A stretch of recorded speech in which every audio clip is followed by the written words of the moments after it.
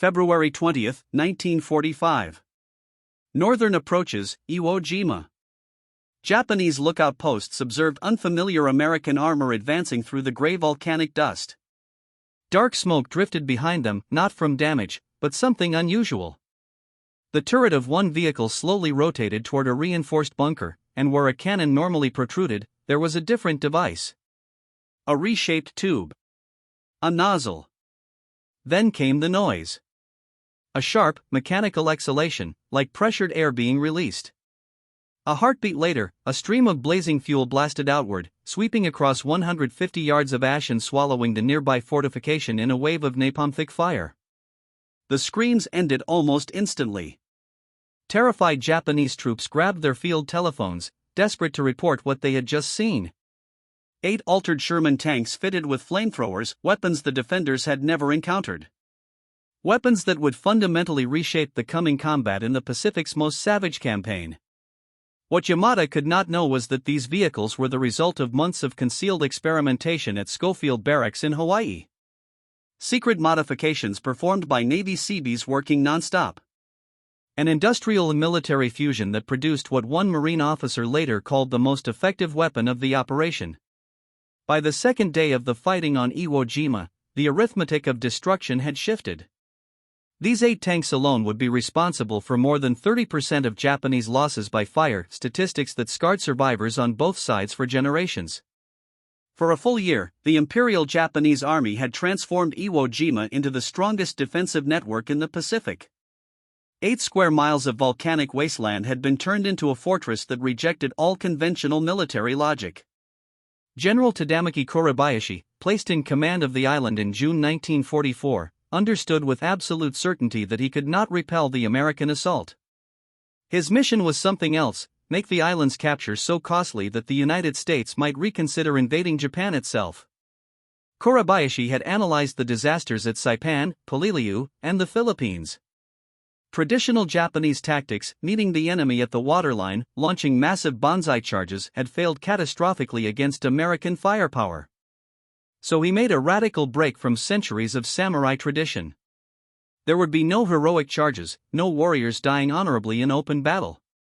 His 21,000 men would wage war from beneath the earth, turning Iwo Jima into a buried labyrinth of death.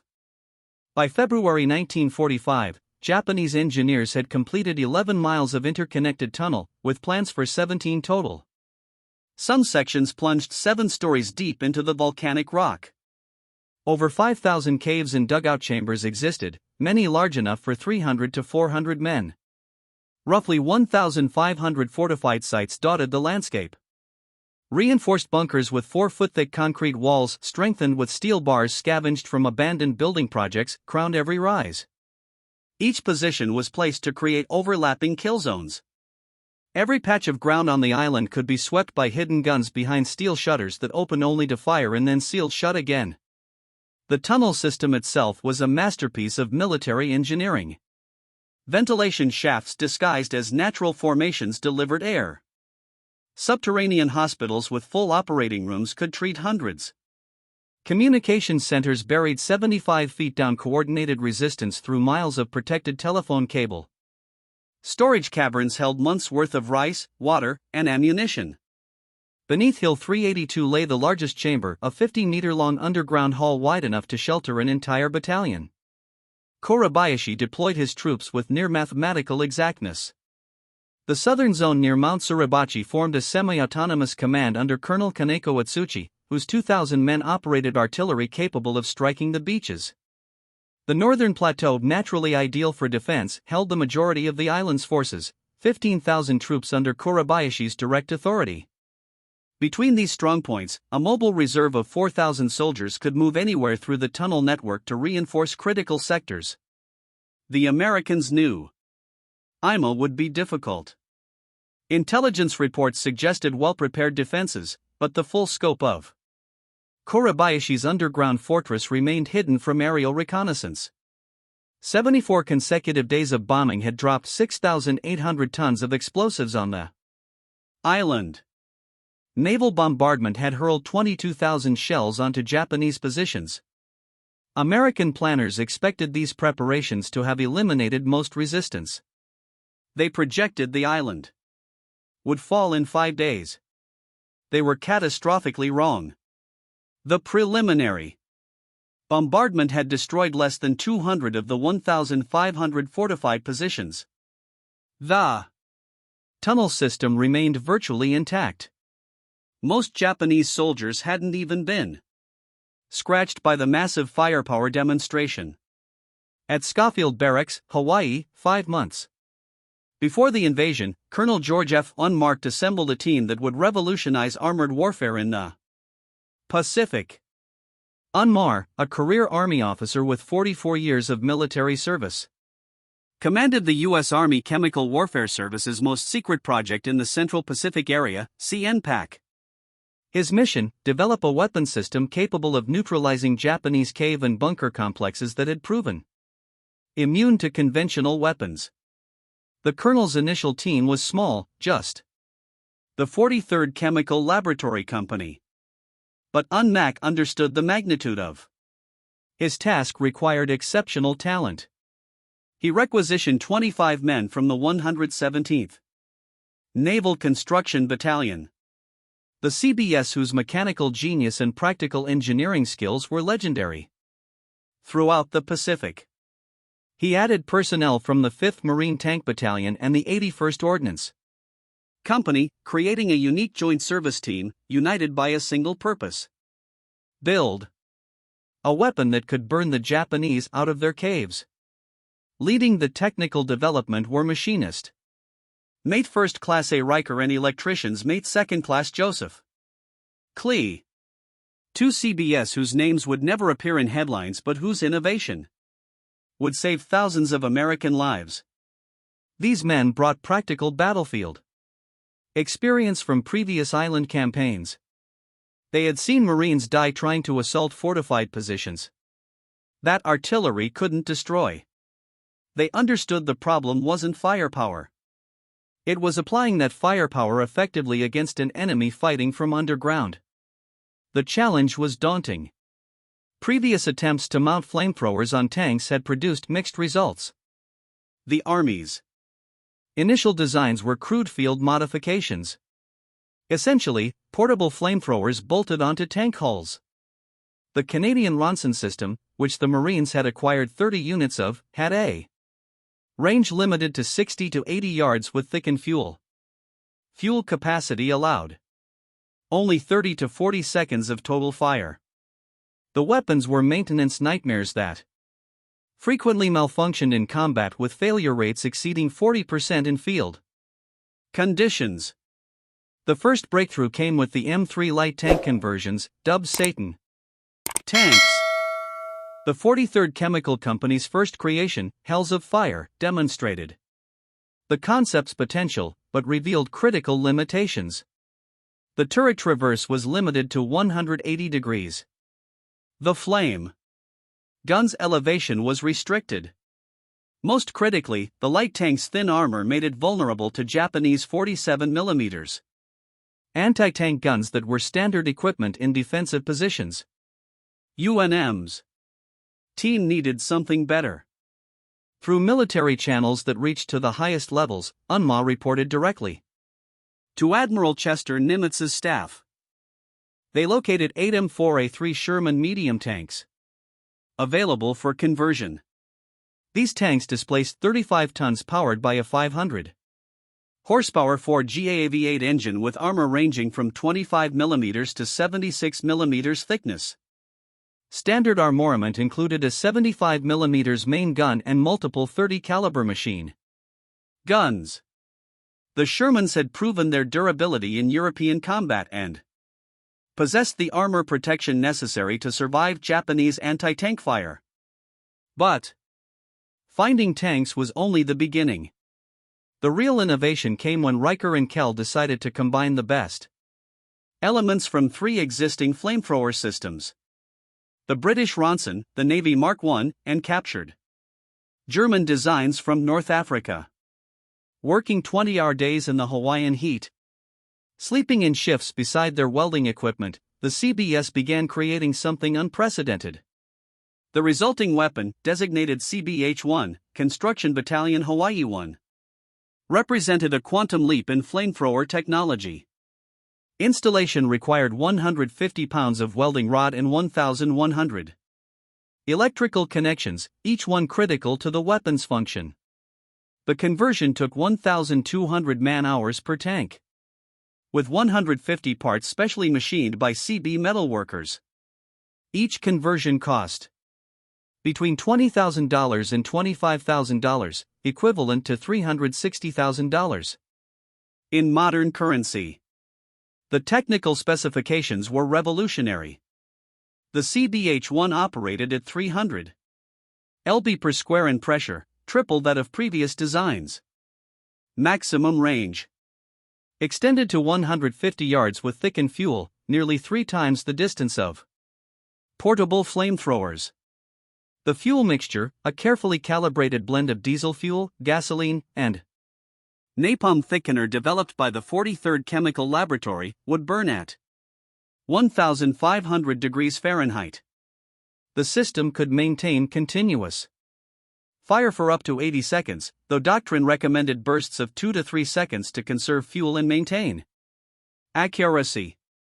Most critically, the flamethrower replaced the tank's main gun, allowing full traverse of 270 degrees and elevation from -10 to +35 degrees through the tank's existing fire control systems. The gunner could aim the flame weapon as accurately as a conventional cannon using the same periscope and controls. This integration meant tank crews required minimal additional training to operate the new weapon effectively. But perhaps the most important innovation was psychological. The CBS painted the modified tanks in standard Marine Corps olive drab. No special markings, no indication of their terrible purpose. To Japanese observers, they appeared to be ordinary Sherman tanks until the moment they opened fire. By then, it was too late. The fuel system itself was a marvel of engineering. The main fuel tanks held 290 g of thickened fuel with an additional 10 gal of unthickened fuel for ignition. A separate pressure tank contained compressed nitrogen chosen over compressed air because nitrogen wouldn't support combustion if the tank was hit. The entire system was designed with multiple safety features to prevent the catastrophic explosions that had plagued earlier flamethrower vehicles. Inside the command bunker beneath Hill 382, General Kurabayashi had positioned his defenses according to precise mathematical calculations. Kill zones overlapped at specific angles. Artillery spotters hidden in spider holes could direct fire onto any grid coordinate within seconds. Machine gun nests were positioned to create interlocking fields of fire that would channel American forces into pre-registered artillery targets. The general's defensive philosophy was elegantly simple: conserve ammunition, remain underground, make the Americans come to you. His standing orders issued to every commander were explicit: do not die until you have killed 10 Americans. No large-scale counterattacks would be permitted. Every soldier was instructed to maintain position until overrun, then fight with grenades, bayonets, and finally bare hands. Simple mathematics suggested that with 21,000 defenders, they could inflict 210,000 casualties. Far more than the entire American invasion force. Japanese defensive doctrine had evolved significantly since the early Pacific battles. Intelligence reports from Saipan and Peleliu emphasized the vulnerability of flamethrower operators. The weapon's signature, the black smoke from burning diesel fuel, made operators easy to spot. The weapon's limited range meant operators had to expose themselves to enemy fire. In previous battles, portable flamethrower casualties had exceeded 70%, with some units suffering 92% losses among flame operators. Special training emphasized anti-flamethrower tactics. Machine gunners were instructed to concentrate fire on any soldier carrying the distinctive twin tanks of a portable flamethrower. Snipers received extra ammunition specifically for targeting flame operators. Infantry units practiced rushing flamethrower positions with bayonets, exploiting the weapon's minimum range where the operator couldn't depress the nozzle enough to defend himself. But all Japanese planning assumed flamethrowers would be carried by infantry. The concept of armored flamethrowers, tanks that could approach fortified positions under cover of their own armor while delivering accurate incendiary attacks at unprecedented range, had never been considered. Japanese defensive positions, carefully designed to withstand artillery and aerial bombardment, had no special provisions against burning petroleum that could seep through apertures and ventilation shafts. This oversight would prove catastrophic. The fortifications that were Japan's greatest strength would become death traps when faced with weapons that turned solid defenses into crematoriums. The 8M4A3 flamethrower tanks landed on Iwo Jima's beaches on February 19, D-Day, mixed among the regular Sherman tanks of the 4th and 5th Tank Battalions. The official Marine Corps designation was M4A3 Air 5. Though various documents used different nomenclature including POA-CWSH-1 and CB-1 Malawian Kwacha. They came ashore in the 5th wave, around 1,000 hours after the beaches had been marginally secured. Navy orders specified they remain in reserve during the initial assault. Marine commanders wanted to assess the tactical situation before committing these valuable and irreplaceable assets. The tanks were distributed carefully. 4 assigned to the 4th Marine Division, 4 to the 5th Marine Division. Each tank had been given a number for identification. 431 through 438. Some crews had painted nicknames on their vehicles. Hellfire, Corps Crew, Blaze of Glory. But most remained unmarked, their terrible purpose hidden until the moment of engagement. For the first 24 hours, the flamethrower tanks sat idle near the beach, while Marines died by the hundreds, trying to advance against invisible Japanese positions. The volcanic ash, which rose to the top of a man's calf with each step, made infantry movement exhausting. Conventional tactics were failing catastrophically. Naval gunfire couldn't penetrate bunkers buried under 10 feet of volcanic rock and concrete. Artillery shells exploded harmlessly against positions designed to withstand direct hits from 16 inches naval guns. Marine riflemen found themselves attacking fortifications that might as well have been solid mountains. The first day's casualties were staggering. 2,420 Marines killed or wounded. The beach itself became a killing field as Japanese artillery, previously hidden, opened fire on the concentrated landing forces. Sherman tanks attempting to move inland bogged down in the ash or were destroyed by concealed anti-tank guns. By nightfall, the invasion force had advanced less than 700 yards from the beach, far short of D-Day objectives. That called for capturing the first airfield. On the morning of February 20, D+1, the situation was desperate. The 21st Marine Regiment was pinned down attempting to cross Motoyama Airfield No. 1. 3 concrete pillboxes dominated the approach, their interlocking machine gun fire creating a kill zone 200 yards wide. 2 rifle companies had already been decimated attempting frontal assaults. The regiment had suffered 35% casualties in less than 48 hours. Lieutenant Colonel William Duplantis, commanding the 3rd Battalion, 21st Marines, made the decision that would change the battle's trajectory. He called for the flamethrower tanks. At 1,420 hours, the first M4A3 Air 3 flamethrower tank entered combat. Tank number 431, commanded by Staff Sergeant Robert Meza, a veteran of Saipan and Tinian, approached the Japanese positions from an oblique angle, using destroyed Japanese aircraft as cover. To Japanese observers, it appeared to be another standard Sherman attempting the same failed assault. The tank's approach was cautious. Meza understood that surprise would be their only advantage. Inside the tank, the five-man crew prepared for action. Driver, Private First Class James Morrison, guided the vehicle through the volcanic ash that threatened to bog down the 35-ton vehicle.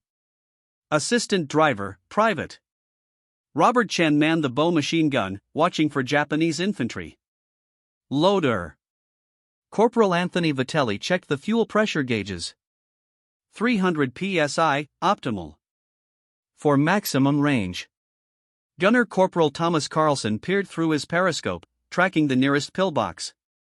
At 125 yards from the nearest pillbox, Meza gave the order. Gunner, flamethrower. Pillbox, fire. The CBH-1 flamethrower erupted with a sound witnesses described as the devil's own blowtorch. A stream of napalm-thickened fuel oil arced through the air, propelled by compressed nitrogen. The burning liquid struck the pillbox aperture with devastating accuracy, splashing through the machine gun port and flowing inside like lava. The effect was instantaneous and horrifying. Temperatures inside the concrete structure soared past 1,200 degrees Fahrenheit in seconds. The oxygen was consumed so rapidly that Japanese soldiers suffocated before the flames reached them. Those who survived the initial blast attempted to flee through rear exits, only to be cut down by Marine riflemen who had learned to position themselves for exactly this eventuality. Sergeant Meza traversed the turret 30 degrees and engaged the second pillbox. This time, the defenders were ready. A Japanese 47mm anti-tank gun fired point blank, the shell striking the Sherman's frontal armor and ricocheting skyward. The tank shuddered but continued advancing. Carlson triggered another burst, maintaining fire for 15 seconds until black smoke billowed from every aperture of the fortification. The third pillbox required different tactics. Its position behind a rocky outcropping prevented direct engagement. Meza ordered Morrison to advance within 80 yards dangerously close to Japanese infantry positions. As the tank crested a small rise, Japanese soldiers emerged from spider holes, rushing forward with satchel charges and magnetic mines. The tank's bow gunner opened fire with his .30 caliber machine gun, but several Japanese soldiers reached the vehicle's blind spot. This was the moment the CB's modifications proved their worth. Unlike standard flamethrower tanks that could only fire forward, the CBH-1's full traverse capability allowed Carlson to swing the turret 180 degrees and fire directly behind the tank. The attacking infantry were consumed by a blazing wall that witnesses said looked like the gates of hell opening. With the third pillbox neutralized, Marines of the 21st Regiment advanced 400 yards in 2 hours, more progress than they had made in the previous 2 days. Word spread rapidly through the Marine communications network. The flamethrower tanks worked. More importantly, they survived where conventional tanks failed. Within 6 hours, all 8 flamethrower tanks were in action across the front. The tactical revolution was immediate and profound. Tank number 434, supporting the 23rd Marines near the East Boat Basin, destroyed 4 fortified positions in a single afternoon. The crew developed a technique called corkscrew and burn, approaching in a spiral pattern to avoid anti-tank fire while maintaining continuous flame suppression. The psychological effect was as devastating as the physical destruction. Japanese soldiers who had been trained to die at their posts began fleeing positions when they saw the flame tanks approaching, abandoning fortifications rather than face incineration.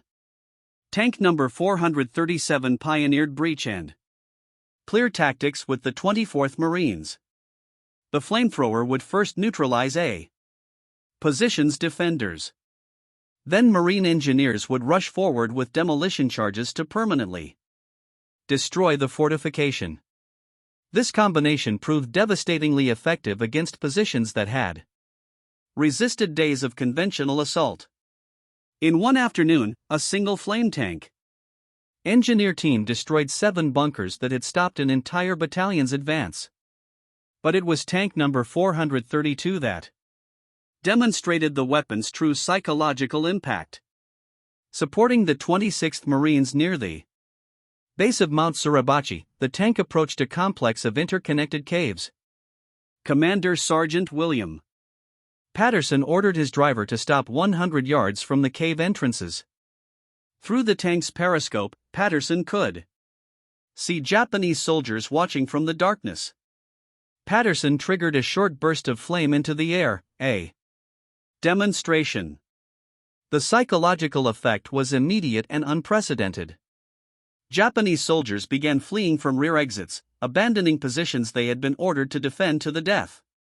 Marine riflemen were so surprised they initially failed to fire on the retreating enemy.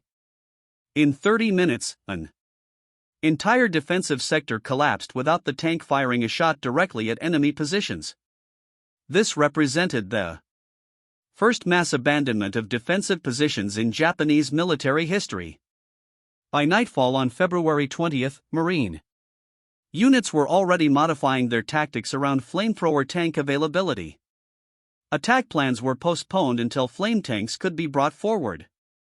Infantry units learned to follow 50 yards behind the tanks, close enough to exploit the shock effect, but far enough to avoid the heat blast that could singe eyebrows. At 30-yard, artillery observers began marking targets specifically for flamethrower engagement rather than conventional bombardment. The numbers from the first day of flame tank combat were striking. 47 fortified positions destroyed. Marine casualties in supported sectors down 40% from the previous day. 600 yards of territory gained in areas that had been static for 48 hours. But the most significant statistic was psychological. For the first time, significant numbers of Japanese soldiers were abandoning positions rather than dying at their posts. The Japanese response was swift but largely ineffective. General Korebayashi issued emergency orders that night, designating the flame tanks as priority targets. All available 47mm anti-tank guns were to concentrate fire on these vehicles. Special assault teams were organized. Volunteers who would attack with explosive charges strapped to their bodies. Infantry units were instructed to target the flame tank's vision blocks with concentrated rifle fire, hoping to blind the crews. But the fundamental problem remained insurmountable. The flamethrower tanks looked identical to regular Shermans until they fired. Japanese gunners couldn't identify priority targets until it was too late. Worse, focusing on flame tanks meant ignoring conventional tanks that provided covering fire. The Americans had achieved tactical surprise through mechanical innovation. On February 23, D+4, the same day Marines raised the flag on Mount Suribachi, the flamethrower tanks faced their greatest test. The 3rd Marine Division was attempting to capture Hill 382, the second highest point on Ioma and the cornerstone of Korebayashi's northern defenses. The hill was honeycombed with bunkers and tunnels reaching 7 stories underground. Japanese defenders had pre-registered every approach with artillery and mortars. The position had been designed by Japanese engineers to be impregnable. Multiple defensive lines, interlocking fields of fire, underground galleries, allowing defenders to reappear behind attackers. Previous assaults had failed with casualties exceeding 50%. The 1st Battalion, 9th Marines, had lost 70% of its strength attempting to take just the approaches to the hill. At 0800 hours, 4 flamethrower tanks advanced in echelon formation, supported by 6 conventional Shermans and a battalion of Marine infantry. This time, the Japanese were ready. Hidden 75mm mountain guns, larger than the standard 47mm anti-tank weapons, had been positioned specifically to engage flame tanks. As the lead flame tank crested the first rise, concentrated fire erupted from 3 concealed positions. The first round struck Tank 433's track, immobilizing it. The crew continued firing the flamethrower while stationary, creating a curtain of flame that obscured following vehicles and suppressed Japanese positions. This self-sacrifice allowed the other tanks to maneuver. Tank number 431 pushed through the smoke, advancing through artillery fire. That would have stopped an infantry assault cold. Shell fragments rattled against the armor like hail. The driver, Private First Class Morrison, later described navigating by periscope through smoke so thick he could barely see 10 feet ahead. At 60 yards from the main Japanese bunker complex, Tank 434's flamethrower erupted. But this time, the Japanese had adapted. Engineers had installed steel plates over bunker apertures that could be closed between machine gun bursts. The flames splashed harmlessly against sealed steel. It seemed the Japanese had found a counter to the flame tanks. Gunner Corporal Michael Rodriguez made a critical observation. The steel plates glowed cherry red after sustained flame contact. Metal that hot would warp, creating gaps. Rodriguez maintained fire for 45 seconds, far longer than doctrine recommended, dangerously depleting fuel reserves. The steel plate buckled. The incendiary mixture poured through the gaps. The bunker's interior became an inferno. Ammunition cooked off in explosive chains.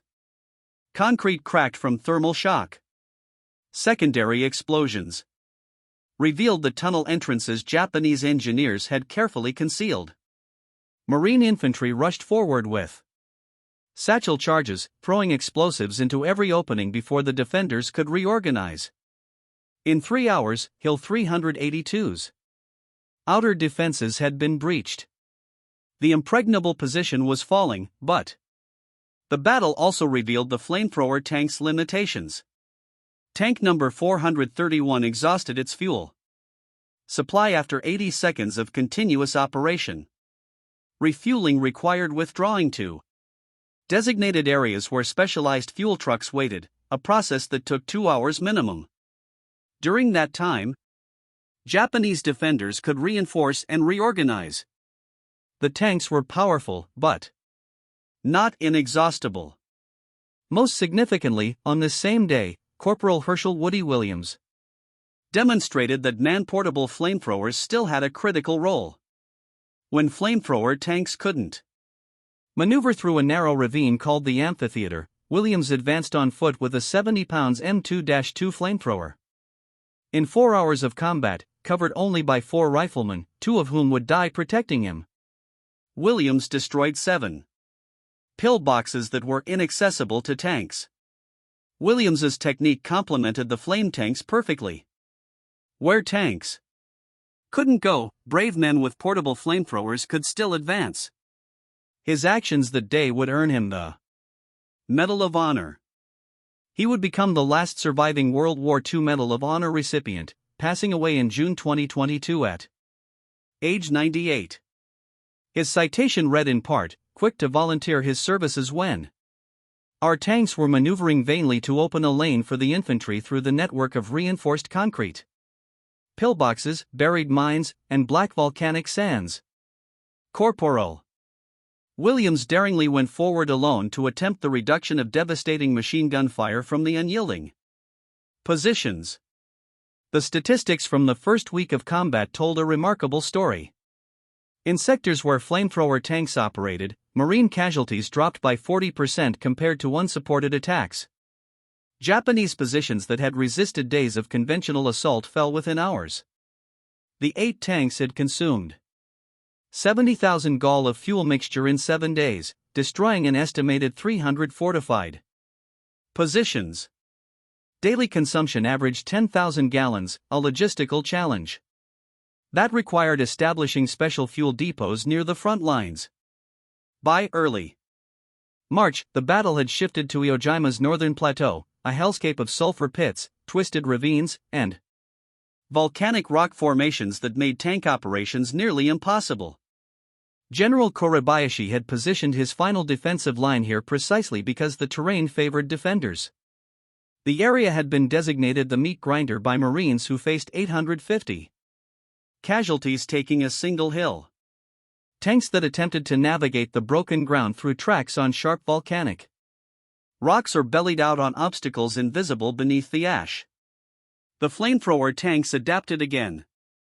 Unable to maneuver freely, they became mobile pillboxes positioned at key points to support infantry advances. Marine engineers from the 5th Engineer Battalion worked through the night, constructing ramps and clearing paths often under sniper fire, allowing flame tanks to reach positions previously thought inaccessible. When direct assault proved impossible, the tanks fired indirectly, bouncing flame streams off rocks to reach around corners and into defilated positions. On March 8, D+17, tank number 436 achieved what crews called the impossible shot. Supporting the 9th Marines' assault on Cushman's Pocket, a complex of caves and bunkers built into a near-vertical cliff face, the tank commander, Sergeant Daniel Foster, calculated that flame fired at maximum elevation might arc over the cliff edge and fall into Japanese positions from above. The physics were marginal. The CBH-1 flamethrower could elevate to 35 degrees, but reaching the target required a 40 degrees angle. Foster ordered his driver to position the tank on a pile of rubble created by naval bombardment, tilting the entire vehicle backward. With the tank precariously balanced and enemy mortar rounds falling around them, Gunner Corporal Anthony Vitelli triggered the flamethrower. The molten napalm arced high into the air, seemed to hang for a moment at its apex, then cascaded down into the Japanese positions. The effect was devastating, not just physically, but psychologically. Japanese soldiers had believed their elevated positions were immune to flamethrower attack. That assumption died in the inferno. Witnesses reported Japanese soldiers leaping from the cliffs rather than burn alive, choosing death by falling over death by fire. By mid-March, the flamethrower tanks had evolved into the centerpiece of a combined arms system. Each flame tank operated with a dedicated support team. Conventional tanks for suppressing enemy anti-tank guns, infantry for close protection against suicide attackers, engineers for obstacle clearance, and ammunition carriers bringing forward the 300-gallon fuel trailers that extended operational time. This integration represented a revolution in assault tactics that would influence Marine Corps doctrine for decades. The fuel logistics alone required extraordinary effort. Electricians Mate 2nd S. Kissel, one of the original designers, had accompanied the tanks to Iwo Jima to supervise maintenance. He later reported that keeping the 8 tanks operational required a supply chain stretching back to Pearl Harbor. Fuel mixing stations operated 24 hours a day, combining diesel fuel, gasoline, and napalm powder in precise ratios. The mixture had to be used within 72 hours or it would separate and clog the flame guns. The Japanese response continued evolving as well. Special tank killer teams were formed. Volunteers who would attack with explosive charges strapped to their bodies. These human bombs achieved some successes.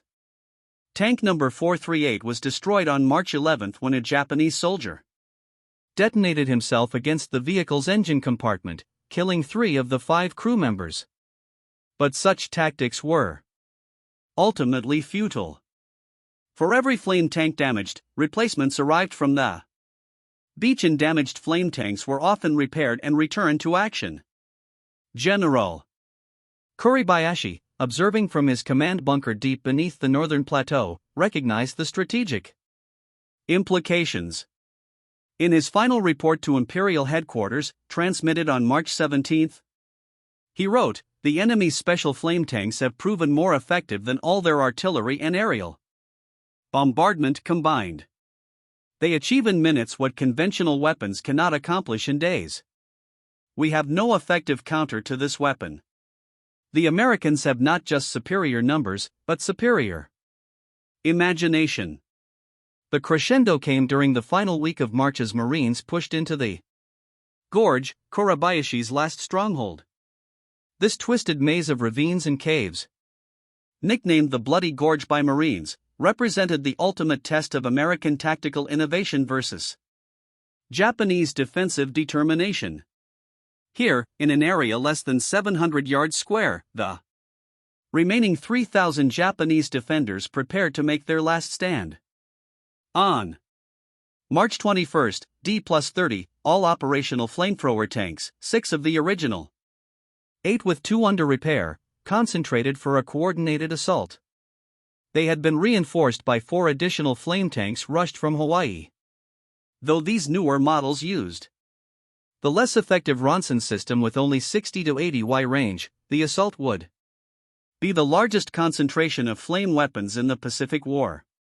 Tank number 431, repaired after being disabled on Hill 382, led the advance.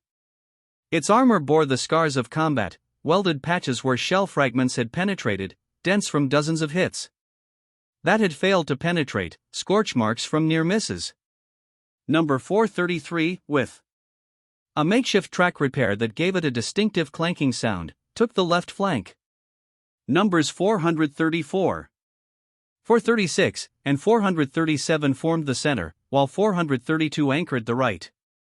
The assault began at 1,000 hours with the tanks advancing in a crescent formation, creating overlapping fields of flame that left no dead space for Japanese defenders to exploit. Marine infantry followed in their wake, throwing white phosphorus grenades into cave entrances to mark targets for the flame tanks. Engineers with demolition charges sealed positions after the flamethrowers had cleared them. The Japanese resistance was fanatical but increasingly futile. Suicide squads charged from hidden spider holes only to be incinerated before reaching their targets. Anti-tank guns fired point blank, their crews maintaining fire even as flames engulfed their positions. In one extraordinary incident, a Japanese officer emerged from a bunker carrying a samurai sword, charging directly at tank number 434. The tank's bow gunner held fire, perhaps from shock or respect, allowing Marine riflemen to cut down the officer just yards from the vehicle. His sword was later recovered and sent to Marine Corps headquarters as a symbol of the enemy's desperate courage. By sunset on March 21, the gorge had been penetrated. Over 800 Japanese defenders lay dead. Many burned beyond recognition. The flamethrower tanks had consumed 8,000 gallons of fuel mixture in a single day, a record for the campaign. Marine casualties, while still significant at 92 killed and 257 wounded, were a fraction of what conventional assault would have cost. But the price of victory was becoming apparent on both sides. Tank crews reported severe psychological trauma from their roll-in. The slaughter. Corporal Carlson of Tank 431 later testified. You could hear them screaming when the flame hit. Not for long, but you heard it sometimes at night. I still hear it. We did what we had to do, but I'll never forget the smell. Burning flesh mixed with sulfur from the volcanic rock. Maintenance crews found human remains fused to tank tracks, requiring blowtorches to remove. The tanks themselves were deteriorating under the constant stress of combat. Transmissions failed from the strain of operating in volcanic ash. Fuel lines clogged with carbon deposits from the napalm mixture. Track pins sheared from the weight of additional armor plates welded on for protection. By late March, keeping even 4 tanks operational required cannibalizing parts from damaged vehicles. On March 26, 1945, Iwo was declared secure. The battle had lasted 36 days instead of the projected 5.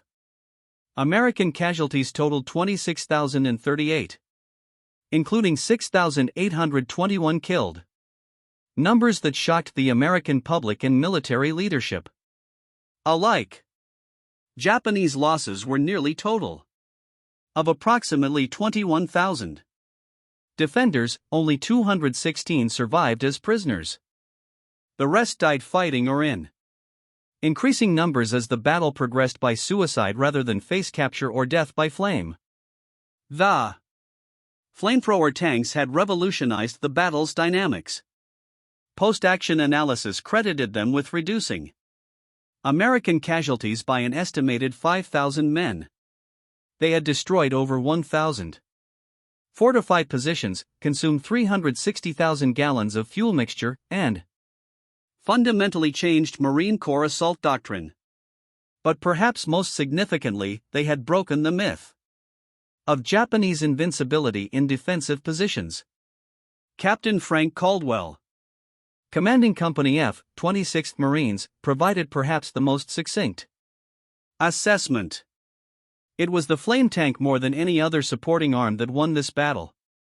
Artillery, naval gunfire, and aerial bombardment could not rout the Japanese from their underground fortresses. The flamethrower tanks did what nothing else could. Statistical analysis revealed the true impact.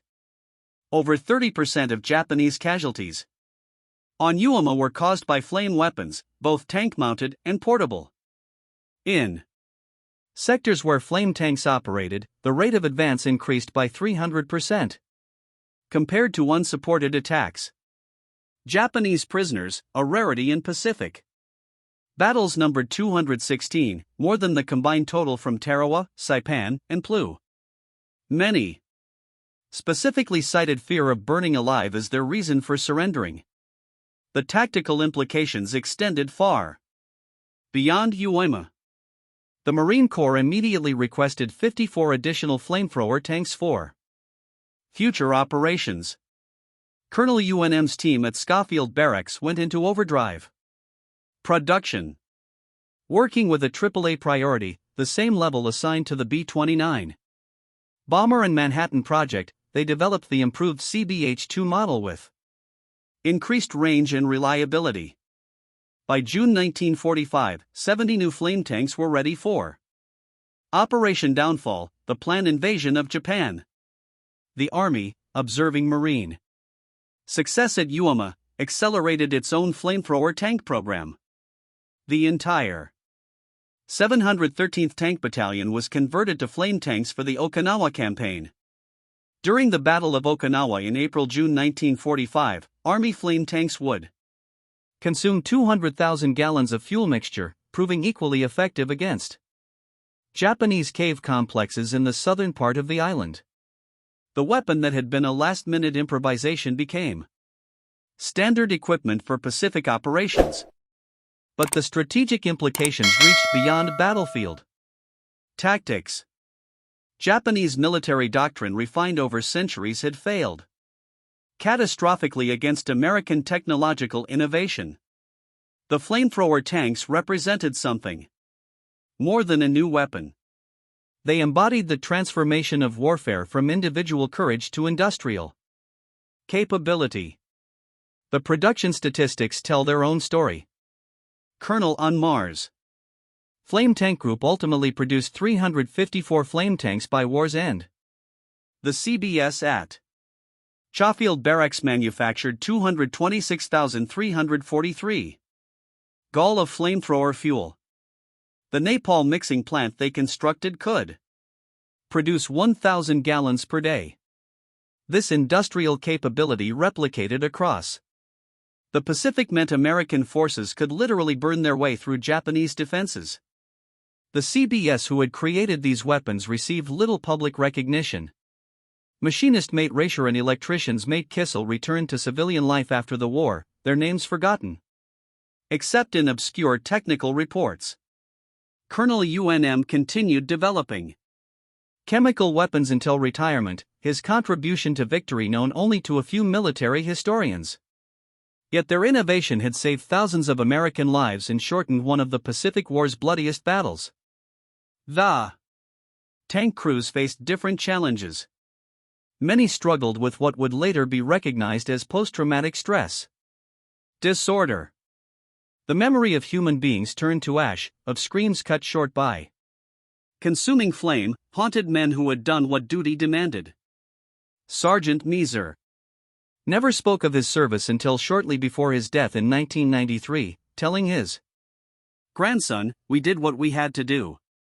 Nobody should be proud of burning men alive, but those tanks saved a lot of Marine lives. That's what I try to remember." Veterans of the flame tanks formed their own informal support network after the war. They met annually in Hawaii, returning to Schofield Barracks where their weapons had been created. These reunions, unreported by media, allowed men to share experiences too terrible for civilian understanding. The last reunion was held in 2010, attended by only 4 surviving crew members. The Japanese perspective emerged slowly through prisoner interrogations and captured documents. Soldiers who had been taught that death in battle guaranteed spiritual transcendence found themselves paralyzed by the fear of incineration. The dishonor of fleeing from combat positions seemed preferable to dying in underground ovens. This psychological collapse contributed to the first large-scale surrenders in Japanese military history. Lieutenant Yamada, who had witnessed the first flamethrower tank attack on February 20th, survived the battle as one of the 216 prisoners. In post-war testimony to American intelligence officers, he reflected, "We had prepared for every form of death, bullets, shells, bayonets, starvation. We had not prepared for burning petroleum that sought us out in our deepest bunkers. The flame tanks broke our spirit in ways no conventional weapon could. They turned our greatest strength, our underground fortifications, into our tombs." Former Sergeant Maso Hayashi, captured after being burned while fleeing a bunker, provided graphic testimony. The napalarm came like a flood, pouring into every space. Men tried to escape through emergency exits, but found more flames waiting. Some shot themselves rather than burn. Others ran into American gunfire, preferring bullets to incineration. I saw warriors who had fought since China refused to enter positions after seeing flame tanks approaching. This was not the death we had trained for. The transformation represented by the flamethrower tanks extended into the post-war period. The United States Marine Corps, analyzing the success at Iwo fundamentally restructured its assault doctrine around combined arms tactics integrating armor, infantry, and engineers. The concept of specialized armor for specific battlefield problems became standard military thinking. Future weapons development would prioritize adaptability and innovation over pure firepower. The technology itself continued evolving. The M4A3 are 3 Sherman flamethrower tanks served in Korea, where they proved equally effective against Chinese bunker complexes during the battles for the Punch Bowl and Heartbreak Ridge. Marine flame tanks destroyed over 300 Chinese positions during the Korean War, though with less dramatic effect due to better Chinese awareness of the weapons' capabilities. The last American flame tank, the M132 armored flamethrower, based on the M113 armored personnel carrier, wasn't retired until 1978, ending a weapons lineage that began with 8 hastily modified Shermans in a secret warehouse in Hawaii. By then, thermomoric weapons and precision-guided munitions had replaced flamethrowers as the primary means of defeating fortified positions. International law eventually restricted flamethrower use with Protocol 3 of the Convention on Certain Conventional Weapons limiting incendiary weapons. The weapon that had been decisive at Iwo Jima became controversial as public opinion shifted against weapons deemed excessively cruel. Yet military historians note the irony. The flamethrower tanks, for all their horror, had shortened the battle and potentially saved thousands of lives that conventional assault would have claimed. The industrial achievement cannot be understated. The United States produced 49,234 Sherman tanks during World War II. Only 354 were converted to flamethrower configuration.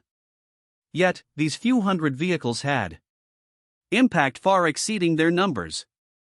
At Iwo Jima, 8 tanks had changed the course of a battle that might have lasted months and cost tens of thousands more casualties. The production cost, roughly $200,000 per converted tank in 1945, seems trivial compared to the lives saved.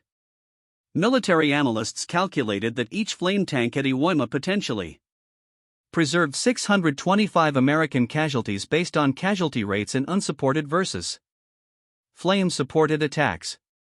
In the cold calculus of war, the investment in technology had paid dividends in blood not spilled. But perhaps the most profound legacy was psychological. The flamethrower tanks had demonstrated that technological innovation could overcome even the most fanatical human resistance.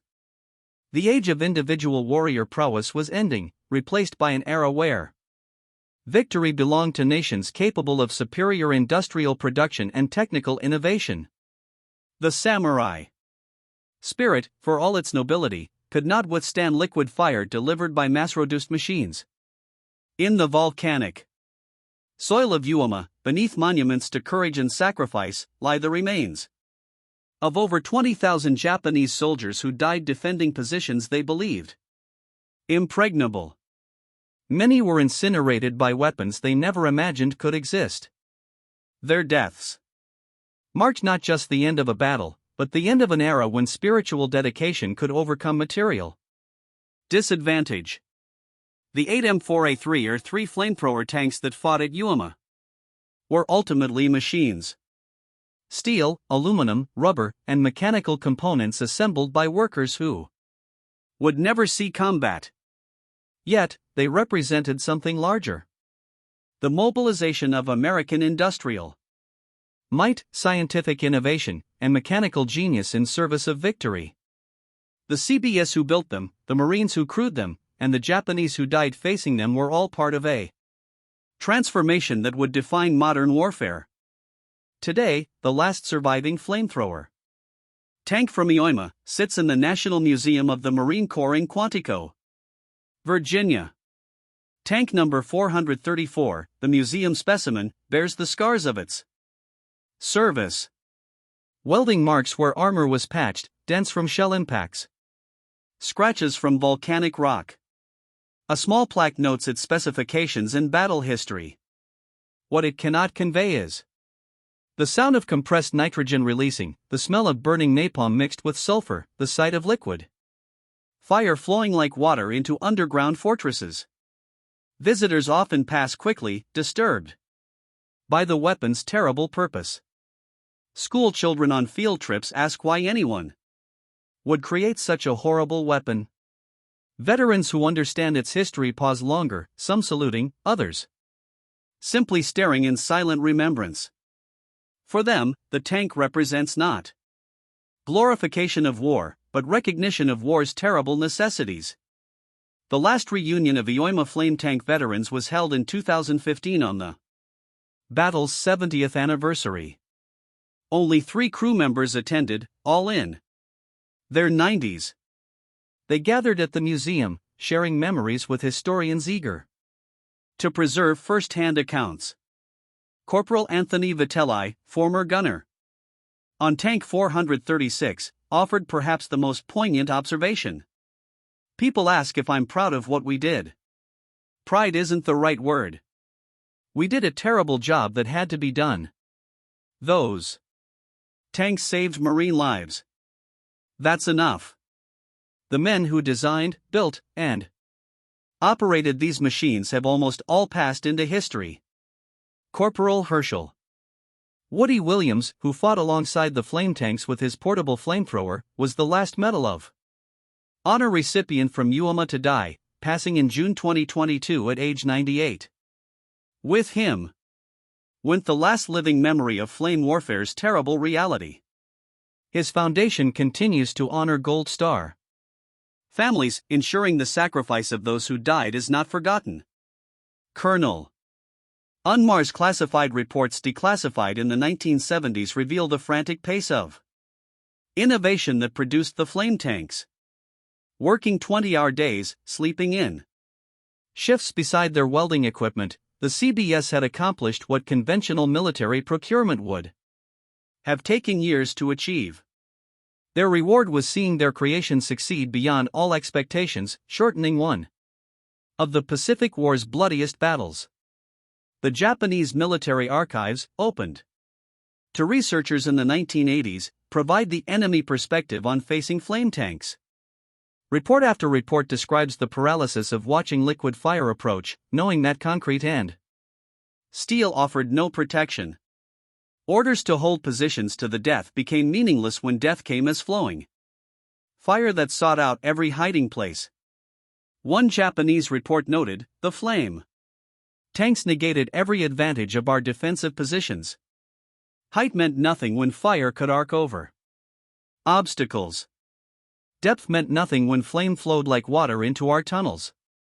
Concrete and steel that could withstand tons of explosive were useless against liquid fire." General Kuribayashi's final message, transmitted just before his death in late March 1945, contained a prescient observation. The Americans have not just defeated us with superior numbers or firepower. They have defeated us with superior imagination, turning our greatest strength, our underground fortifications, into death traps. Future wars will belong to nations that can imagine new forms of warfare, not those who perfect old ones. His prediction proved accurate. The revolution in military affairs that began with 8 flame tanks at Iwo Jima continued through guided missiles, precision weapons, and cyber warfare. The principle remained constant. Technological innovation defeats traditional tactics. Imagination triumphs over convention. The transformation from conventional to flame warfare at Iwo Jima took just days, but changed combat doctrine forever. Marines who had been trained for traditional assault tactics learned to coordinate with flame tanks using their shock effect to break defensive lines thought impregnable. This integration happened not through formal training but through battlefield innovation adaptation under fire that exemplified American military flexibility. Statistical analysis conducted after the war revealed striking patterns in sectors where flame tanks operated. Japanese defenders were 70% more likely to abandon positions before being overrun. The psychological impact exceeded the physical destruction. The mere presence of flame tanks in a sector often caused defensive collapse without firing a shot. One Marine intelligence report noted, "The enemy's fear of flame tanks borders on panic." Prisoners report that soldiers refuse orders to occupy positions once flame tanks are spotted in the area. The 8 flamethrower tanks of Iwo Jima had achieved something remarkable. In 36 days of combat, they had validated a new form of warfare, saved thousands of American lives, and contributed to victory in one of World War II's most crucial battles.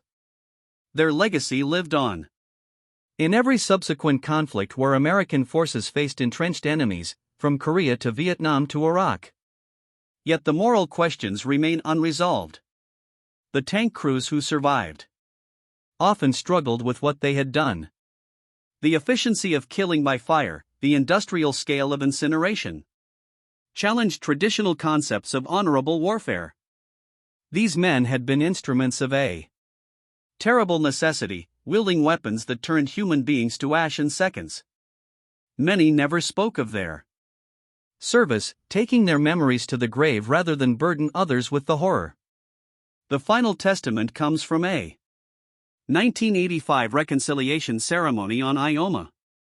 Former tank commander Robert Meza and former Lieutenant Koshi Yamada, who had witnessed the first flame tank attack, stood together where Tank 431 had first fired 40 years earlier. Yamada spoke through an interpreter. "I hated you for 40 years. The flame tanks killed my friends in ways I cannot forget. But I understand now. War makes monsters of us all. You did what you had to do, as did we. Meeser responded simply. We were all just boys trying to survive. I'm glad we both lived to stand here today. The two old warriors embraced.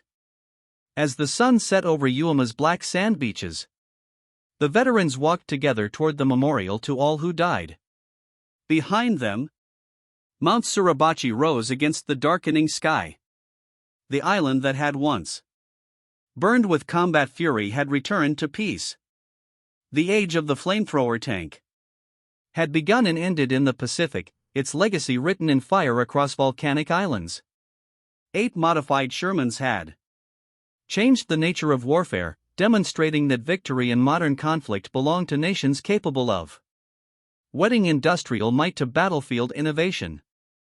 The flames had long since died, but their impact on military history burned eternal. In the end, the Battle of Iwo Jima was won not by courage alone, though courage there was in abundance on both sides, but by the marriage of American industrial capability and battlefield innovation. The flamethrower tanks represented the convergence of technology, tactics, and determination that would define American military supremacy for generations to come. They were weapons of their time, necessary evils in a war that demanded total victory. The Japanese defenders had exhibited extraordinary courage, adhering strictly to orders to fight to the last man. They had constructed the most imposing defensive stronghold in the Pacific theater, a subterranean bastion impervious to conventional weaponry. Yet they had not foreseen incendiary devices that rained like molten metal, seeking out every cave and bunker, transforming their underground refuge into a furnace of death. Their defeat was not a reflection of valor, but a confrontation with superior technology and ingenuity. The figures convey the outcome with unflinching precision: 8 flamethrower-equipped tanks, 360,000 gallons of fuel mixture, more than 1,000 fortified positions obliterated, roughly 5,000 American casualties averted, over 6,000 Japanese soldiers incinerated, 36 days of combat that could have dragged on for months without flame weapons. This is the calculus of modern warfare, where technological superiority directly determines lives saved in battles won. The volcanic island of Iwo Jima, now returned to Japan as Iwoto, shows few visible reminders of the fierce fighting that once tore across it. Nature has reclaimed the landscape, covering shell craters with greenery and filling trenches with volcanic soil. Yet beneath the surface, sealed caverns and collapsed tunnels still hold the remains of soldiers consumed by fire, their sacrifice remembered by an ever-diminishing number of survivors. The final words belong to General Holland Smith, commander of the 5th Amphibious Corps at Iwo Jima, who wrote in his memoir, "The flamethrower tanks made the difference between triumph and disaster. Without them, every inch of that cursed island would have cost us unbearable bloodshed. They were terrible weapons, but war itself is a terrible business. In the end, they saved more lives than any other tools we employed." The flames that destroyed Japanese positions on Iwo Jima have long since faded.